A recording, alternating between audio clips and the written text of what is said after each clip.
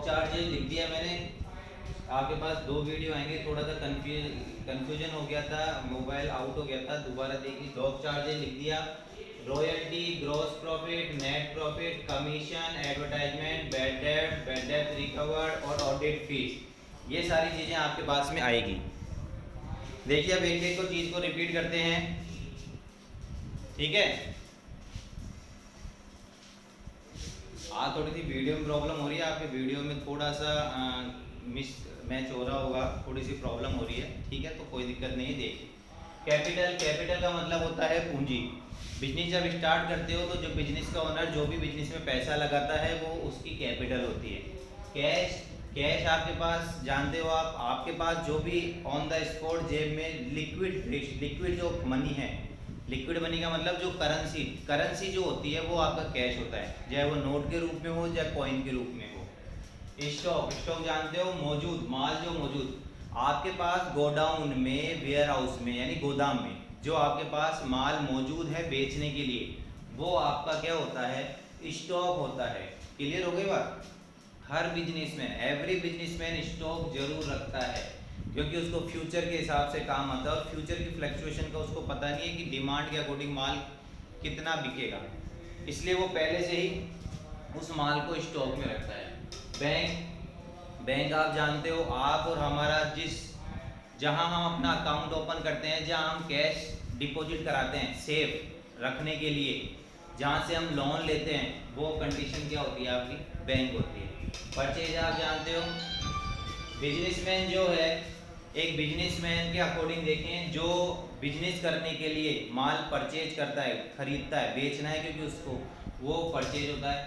Sales क्या होता है, जिस बिजनेसमैन ने माल परचेज किया है उसको प्रॉफिट कमाने के लिए अगर वो सेल करेगा तो वो उसकी सेल होती है। अब कैरिज की बात आती है, कैरिज का मतलब भाड़ा होता है, फ्रेट का मतलब भी भाड़ा होता है। इन दोनों में डिफरेंस समझो आप, मीनिंग जो है, स्पेलिंग वो अलग अलग है, बट इनकी जो काउंटिंग जो है, अनुवाद है, वो एक है। देखो होता क्या है, आपने कोई माल बाजार से मंगाया, अब सारा माल तो आप मान लीजिए आपने एक बेड और एक सोफा आप बाजार से मंगा रहे हो। अब बेड और जो सोफा है वो आप कंधे पे तो रख के ला नहीं सकते, उसके लिए आपको कोई व्हीकल करना पड़ेगा, वो उसमें रख के आएगा, चाहे रिक्शा हो चाहे मैजिक हो, तो उसका जो खर्चा होता है वो भाड़ा होता है। यानी किसी रिक्शे में, किसी मैजिक में जो चीज़ रख के आई है वो आपका भाड़ा होता है। अब देखो कैरिज और फ्रेट में क्या डिफरेंस है, अगर छोटा खर्चा होता है तो वो फ्रेट में आता है, और बड़ा खर्चा वो होता है जो किस में आता है, आपके कैरिज में आता है। छोटा सा एग्जांपल, जैसे मान लीजिए आप मकान बना रहे हो, मार्बल आया किसी ट्रक में, बजरी आई किसी ट्रक में, तो वो कैरिज में आएगा। छोटा मोटा जो सामान होता है जो किसी मैजिक वगैरह में, रिक्शे वगैरह में आ जाता है, वो फ्रेट में होता है। समझ गए। वेजेज, मजदूरी, आप घर पे किसी को काम करने के लिए बुलाते हैं, वो आपका काम करता है, उसके बदले में आप उसको कोई पेमेंट देते हैं, वो उसकी मजदूरी होती है। आपने मान लीजिए आपके घर में पानी का टैंक है, उसको साफ करने के लिए किसी मजदूर को बुलाया, उसने वो साफ कर दिया, उसको जो आपने पेमेंट दिया वो मजदूरी है, वो सैलरी नहीं है। देखो वेजेज और सैलरी दोनों मैंने साथ में लिखी है, इसलिए क्योंकि हम कंफ्यूज रहते हैं। सैलरी जो होती है वो एम्प्लॉय को मिलती है, कर्मचारी को, और वेतन जो होती है, जो वे सैलरी, और जो मजदूरी होती है ये मजदूर को मिलती है। तो देखो दोनों को पेमेंट मिल रहा है, लेकिन फर्क हो गया, आज मैं आप लोगों को पढ़ा रहा हूँ तो मुझे जो डायरेक्टर ओनर सर हैं वो मुझे सैलरी देंगे, ठीक है। लेकिन अगर स्कूल में जो मान लीजिए हमारा फोर्थ मैन होता है, जो चपरासी होता है, वो काम करता है, तो उसको वो सैलरी, बोलने में हम सैलरी बोल सकते हैं, बट वो मजदूरी होती है। मजदूर को दी जाने वाली मजदूरी होती है, कर्मचारी एम्प्लॉय को दिए जाने वाला वेतन होता है उनके काम के बदले। इंटरेस्ट, ब्याज, ब्याज आप सब जानते हो, कहीं से आपने पैसा उधार लिया है, उसके बदले में आपको उनको ब्याज देना पड़ता है, तो ये वो इंटरेस्ट वाला ब्याज है। पोस्टेज, पोस्टेज का मतलब डाक, आप कोई लेटर है, कोई इन्फॉर्मेशन, आजकल तो मोबाइल चल गए, मेल का काम होने लग गया यहाँ से, लेकिन मेल कई जगह ऐसे होता है, आज भी हमें लेटर लिख के देने पड़ते हैं गवर्नमेंट को दिखाने के लिए, पब्लिक को दिखाने के लिए। तो ये पोस्टेज जो है डाक, आप पोस्टमैन के द्वारा कोई चीज़ आप भेजते हो वो डाक होती है। रेंट, रेंट मानी किराया, आप सभी जानते हो किसी भी चीज़ का, चाहे आपकी होटल हो, चाहे आपकी बिल्डिंग हो, चाहे आपका रूम हो, वो आपने अगर मान लीजिए खरीदा नहीं है, परचेज नहीं किया है, आपने किराए पे ले रखा है, तो उसको जो हम रेंट देंगे वो रेंट वाली कैलकुलेशन में अपने आएगा। क्लोजिंग स्टॉक, क्लोजिंग स्टॉक वो होता है जो माल बिका नहीं है। फॉर एग्जांपल गोदाम के अंदर 1 लाख का माल पड़ा है, लेकिन 1 लाख का माल पड़ा है लेकिन 70,000 का माल मैंने सेल आउट कर दिया है। 30,000 का माल अभी भी गोडाउन में पड़ा है, तो वो जो 30,000 का माल पड़ा है जो बिका नहीं है, सेल नहीं हुआ है, वो क्लोजिंग स्टॉक होता है। अब एक्सपोर्ट और इंपोर्ट तो आप जानते होंगे, आयात और निर्यात पढ़ चुके होंगे, पढ़े भी नहीं होंगे तो नॉर्मल चीज जानते हो आप। एक कंट्री से दूसरे कंट्री में अगर कोई माल भेजा जाता है तो वो एक्सपोर्ट होता है, यानी इंडिया से अगर आप अमेरिका माल भेजते हो तो वो एक्सपोर्ट है, और अमेरिका से अगर आप इंडिया में माल मंगाते हो तो वो इंपोर्ट है। अब जैसे आप एक्सपोर्ट करो या इंपोर्ट करो उस पर ड्यूटी लगेगी। ड्यूटी का मतलब उस पर व्यय या खर्चा होगा। यानी मान लीजिए आपने यहाँ से अमेरिका को माल भेजा तो वो हो गया एक्सपोर्ट, लेकिन माल ऐसे हवा में तो जाएगा नहीं, हो सकता है प्लेन से जाएगा, क्योंकि प्लेन भी माल पहुंचाने वाले प्लेन होते हैं, ध्यान रखना। आप ऐसे मत सोचना प्लेन में केवल पैसेंजर ही बैठ के जाते हैं, माल भेजने के लिए भी प्लेन होते हैं अलग से। जैसे हमारे माल भेजने के लिए मालगाड़ी होती है रेल में, वैसे ही माल भेजने के लिए भी क्या होते हैं, प्लेन वगैरह होता है। तो उनमें जो एक्सपोर्ट और इम्पोर्ट हो रहा है उसका जो खर्चा होता है वो एक्सपोर्ट ड्यूटी और इम्पोर्ट ड्यूटी होता है। डॉक चार्जेस, बंदरगाह के खर्चे। बंदरगाह का मतलब आप जानते हो वैसे तो डॉक चार्जेस का मतलब, लेकिन फिर भी बता देता हूँ। समुद्र से, समुद्र के रास्ते से जहाज के थ्रू, शिप के थ्रू माल इधर से उधर होता है, उसे हम डॉक चार्जेस कहते हैं, और ये भी खूब चलता है, ध्यान रखना। शिप के शुरू समुद्र के द्वारा भी एक जगह से दूसरी जगह माल भेजा जाता है। यहाँ से माल चाइना, यहाँ से माल पाकिस्तान, यहाँ से माल अमेरिका, शिप के थ्रू जाता है। तो शिप के थ्रू जो जाता है वो बंदरगाह होता है, वहाँ पे भी डॉक चार्जेज लगता है। रॉयल्टी, रॉयल्टी क्या होती है? देखो रॉयल्टी को एक तरह से अपन हिंदी में, और अगर इसको हम खोलें तो हम इसको कह सकते हैं अधिकार शुल्क, यानी आपका कोई अधिकार है उस पर आपका शुल्क ले रहे हैं। छोटा सा एग्जाम्पल रॉयल्टी का मैं आपको दे देता हूँ। फॉर एग्जाम्पल मेरी बुक पूरे जयपुर में फेमस है, मैंने बुक बना रखी है, मेरी बुक पूरी जयपुर में फेमस है, मैं उस बुक को बनाता हूँ और बेचता हूँ। अब मेरे नाम से कोई बुक नहीं बना सकता, बेच नहीं सकता, क्योंकि वो उस पर तो मेरा अधिकार है। कोई पब्लिशर, कोई बुक का पब्लिशर कहता है, मेरे से आके मिलता है, वो मुझे कहता है कि साहब हम आपके नाम से बुक बनाना चाहते हैं और मार्केट में बेचना चाहते हैं ताकि हमारी भी क्या हो, इनकम हो सके। तो मैंने कहा भाई मुझे क्या फ़ायदा होगा कि मैं मेरा नाम आपको दूँ, आपके पब्लिश्ड को दूँ।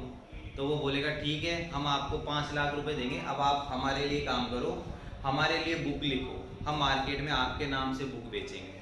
तो मैंने कहा ठीक है। तो ये जो मुझे 5 लाख रुपए मिले, ये मेरे रॉयल्टी के मिले, मेरे अधिकार के, मेरे नाम के, तो ये रॉयल्टी होता है, अधिकार शुल्क जिसको कहते हैं। अब देखो ग्रॉस प्रॉफिट और नेट प्रॉफिट, सकल लाभ और शुद्ध लाभ। ग्रॉस और नेट में क्या जो है डिफरेंस है वो देखते हैं। प्रॉफिट तो सेम है, ग्रॉस और नेट। देखिए ग्रॉस प्रॉफिट में क्या होता है, आपके पास क्लोजिंग स्टॉक रहता है, यानी आपके पास पूरा माल नहीं बिकता है, कुछ माल आपके पास रह जाता है। तो इसलिए जो प्रॉफिट होता है वो एक्चुअल नहीं होता, इसलिए हम उसको क्या बोलते हैं, ग्रॉस प्रॉफिट बोलते हैं। फॉर एग्जांपल मान लीजिए मेरे पास 1 लाख रुपए का माल है, मैंने 70,000 रुपए का माल तो बेच दिया, 30,000 रुपए का माल मेरे पास बच गया। 30,000 का जो माल बचा वो मेरा क्लोजिंग स्टॉक हो गया, मैंने ऊपर समझाया था। तो अब मेरे पास माल बिका नहीं, ये माल पता नहीं कब बिकेगा, और हो सकता है कितने में बिके, हो सकता है ये 30,000 का माल 40 में भी बिक जाए, और मार्केट में मान लो इस माल की डिमांड ही नहीं हो तो ये माल मुझे सस्ते में भी बेचना पड़ जाए। तो इसलिए ऐसी कंडीशन में जो प्रॉफिट होता है वो ग्रॉस प्रॉफिट होता है, यानी एक एप्रोक्स कैलकुलेटिंग प्रॉफिट तो हो रहा है लेकिन एप्रोक्स हो रहा है, एक्चुअल प्रॉफिट नहीं हो रहा। लेकिन जब ये माल बिक जाता है तो उसके बाद में जो प्रॉफिट होता है वो नेट होता है, नेट एक्चुअल प्रॉफिट जिसको कहते हैं, वो शुद्ध लाभ होता है। कमीशन, नॉर्मल वर्ड इंग्लिश में भी इसको कमीशन बोलते हैं, हिंदी में भी कमीशन बोलते हैं। कमीशन का मतलब आप जानते हो, जब भी आप किसी को कोई चीज़ सेल करवाते हो, किसी को परचेज करवाते हो, तो एक तरह से आपको उसके मैटर पे क्या मिलता है, कमीशन मिलता है। जैसे फॉर एग्जांपल मेरे को कोई बंदा आए और वो मुझे बोले कि सर आपकी जो कोचिंग है, आपकी कोई स्कूल है, मैं आपके स्टूडेंट लेके आऊँगा, आप मुझे क्या कमीशन देंगे? तो उसके बदले में उसको कुछ देना तो पड़ेगा ना, वो सैलरी तो नहीं हो सकती, क्योंकि वो मेरे पास काम थोड़ी ना कर रहा है, वो तो मेरे पास क्या कर रहा है, कस्टमर ला रहा है। तो उसके बदले में मैं उसको क्या करूँगा, अवार्ड दूंगा। तो ये अवार्ड कमीशन का रूप ले लेता है कि भैया पर स्टूडेंट पे तेरे को 1000 रुपये दिए जाएंगे। तो कमीशन का मतलब समझ गए आप। एडवर्टाइजमेंट, विज्ञापन, ये कुछ समझाने की जरूरत नहीं है, आप लोग सब जानते हैं, टीवी में ऐड देखते हैं, फेयर एंड लवली का ऐड भी आता है, बॉर्नवीटा का भी आता है, फेयर एंड हैंडसम का भी आता है, XYZ सभी का आता है, आप देखें, ठीक है। तो विज्ञापन तो आप जानते हैं, जब अपने माल को आपको अच्छे दामों पे बेचना है, सेल आउट करना है, और पब्लिक को उस मार्केट के बारे, उस चीज़ के बारे में, उस प्रोडक्ट के बारे में जानकारी देनी। भाई कस्टमर को क्या पता कि मार्केट में ये चीज़ है भी या नहीं है, तो उसके लिए क्या करता है, जो प्रोड्यूसर होता है, माल बनाने वाला, वो FM में मान लो, FM रेडियो में मान लो, पेपर में मान लो, टीवी में मान लो, हर जगह क्या करता है, एडवर्टाइजमेंट करता है, ताकि उस माल की क्या हो जाती है, लोग के नज़रों में आ जाता है और डिमांड हो जाती है। तो डिमांड के लिए, अपने माल को बेचने के लिए विज्ञापन किया जाता है। बैड डेब्ट, डूबत ऋण, आप किसी से पैसा मांगते हो, आपने किसी को माल बेचा है, आप उससे पैसा मांगते हो, उस बंदे ने आपके पैसे नहीं दिए, वो आपके पैसों को खा गया, देसी भाषा में, तो वो होता है आपका बैड डेब्ट। डूबत ऋण, ऋण का मतलब दिया हुआ पैसा, ठीक है, आपने किसी को पैसा दे रखा है, उसने वो पैसा नहीं दिया, वो पैसा डूब गया, तो वो होता है बैड डेब्ट, डूबत ऋण। इसी से सेम टॉपिक ये है, बैड डेब्ट्स रिकवर्ड, डूबत रकम प्राप्त। जितना आपने मान लीजिए पैसा दिया, उसने वो पैसा खा गया, लेकिन हो सकता है कुछ समय बाद में उसका ईमान जागा, हो सकता है उसके पास पैसा नहीं था उस समय, तो उसने मना कर दिया, लेकिन बाद में हो सकता है उसके पास वो रकम आ गई कहीं से और उसका ईमान जागा, उसने कहा ठीक है गुरुजी को पैसा दे आओ, तो वो जो पैसा मेरा डूब गया था वो मुझे मान लो वापस मिल गया किसी भी कारण से, तो वो होता है बैड डेब्ट रिकवर्ड, ठीक है। अगला है ऑडिट फीस, ठीक है। ऑडिट फीस क्या होती है, देखो बड़ी बड़ी कंपनियां होती है, बड़ी बड़ी फैक्ट्रियां होती है, वहां पर हम CA, बात कॉमर्स की आ रही है, देखो CA CS से हम क्या करते हैं, वहां पर गवर्नमेंट इंक्वायरी कराती है, समझ में आ गई मेरी बात, गवर्नमेंट खुद थोड़ी ना आती है। आज मान लीजिए CBI का छापा पड़ता है, इनकम टैक्स का मान तो रेड पड़ती है, आप देखे होंगे कई मूवी वगैरह में नाम सुनते हो, न्यूज़पेपर में भी, CBI की रेड पड़ गई, इनकम टैक्स की रेड पड़ गई। अब वो रेड क्या होती है, वहाँ जाते हैं और वहाँ जाके उसकी कैलकुलेशन देखते हैं पूरी, कि ये बंदा कितना कमाता है, इसकी कंपनियाँ चल रही है तो उनको कितना प्रॉफिट हो रहा है, इसने गवर्नमेंट को कितना बता रखा है, ये कितना इनकम टैक्स रिटर्न भरता है, ये कितना GST भरता है, ये सारी कैलकुलेशन कोई नॉर्मल पर्सन नहीं कर सकता, एक ऑडिटर करेगा, समझ में आ रही है बात, एक ऑडिटर करेगा, वो CA या CS होगा, तो वो ऑडिटर फालतू में क्यों करेगा, तो वो जितनी भी मेहनत करेगा सारी कैलकुलेशन करेगा, उस कैलकुलेशन के लिए गवर्नमेंट उसको पैसा देती है, वो होती है ऑडिट फीस। क्लियर हो गई, ये मोस्टली सारे पॉइंट आपके दोबारा एक बार रिपीट कर देता हूँ वीडियो के हिसाब से। कैपिटल है, कैश है, stock, bank, purchase, sales, carriage, freight, wages, salary, interest, postage, rent, closing stock, export duty, import duty, dock charges, royalty, gross profit, net profit, commission, advertisement, bad tax recovered और audit fees.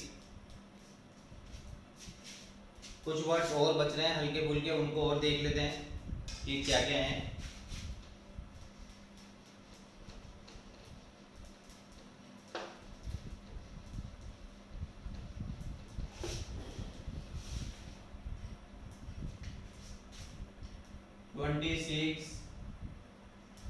Land, land आप जानते हैं, land का मतलब भूमि, ठीक है।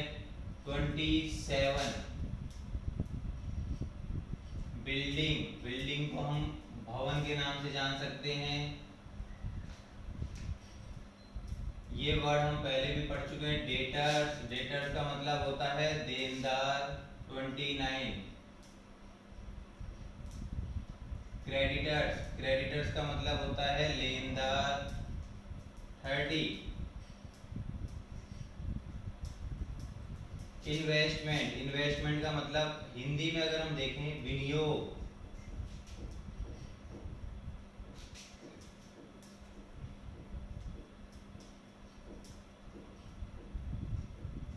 Outstanding, outstanding का मतलब बकाया।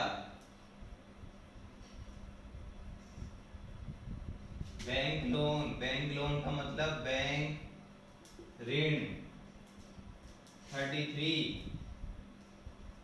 ये वर्ड हम एक बार देख चुके हैं, बैंक ओवर ड्राफ्ट। इसकी हिंदी थोड़ी सी अजीब सी है, देखिए हिंदी क्या है इसकी, बैंक अधिविकर्ष, bank अधिविकर्ष।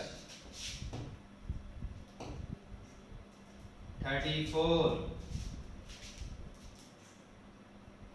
Land building debtors creditors investment outstanding bank loan bank overdraft short term loan अल्प अवधि ऋण। ठीक है, एक लास्ट एंड फाइनल एक पॉइंट और ले लेते हैं, 35 मोस्टली पॉइंट है, इसको अपन देख लेते हैं। ठीक है, ड्राइंग्स हिंदी में बोलते हैं इसको आहरण।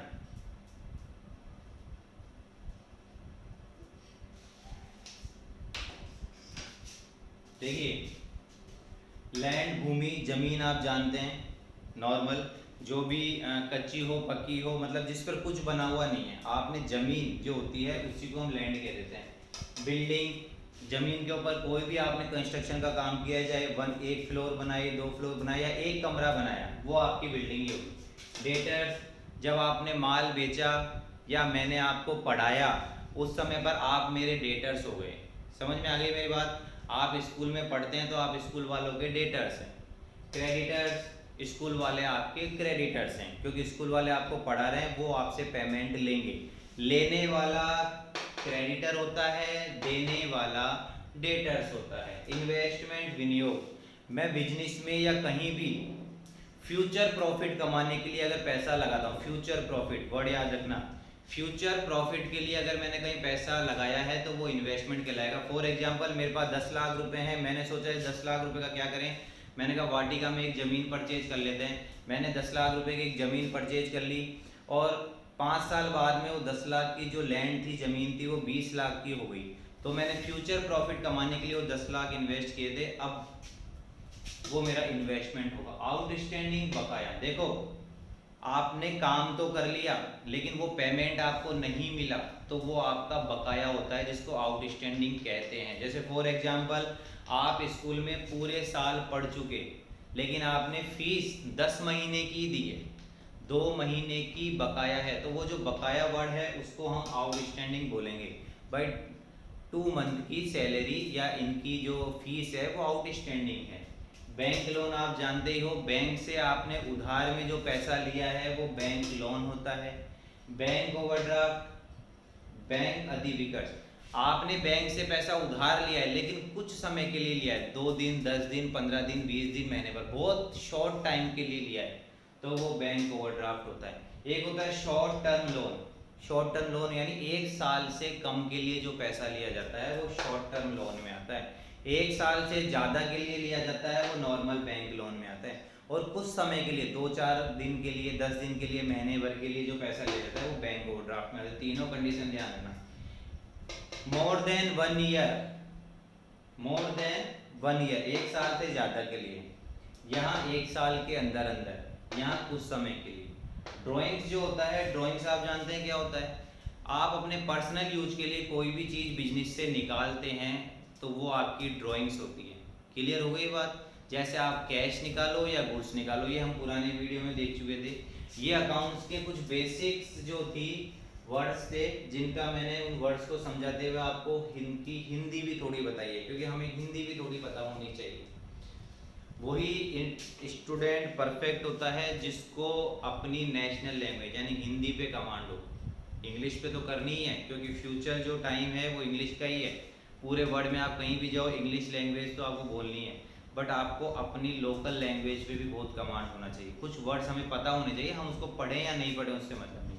तो इसीलिए आज की जो चीज़ थी, इनमें बहुत से वर्ड्स जो थे वो नए थे, हमने वो भी पढ़े, उनके साथ साथ उन स्पेलिंग के साथ साथ उनके हिंदी वर्ड्स भी देखे। ठीक है, आज की जो वीडियो है उसको समाप्त करते हैं। जो भी डाउट हो हमारी लाइव क्लास में आप लोग पूछिएगा। Okay student, bye, good bye.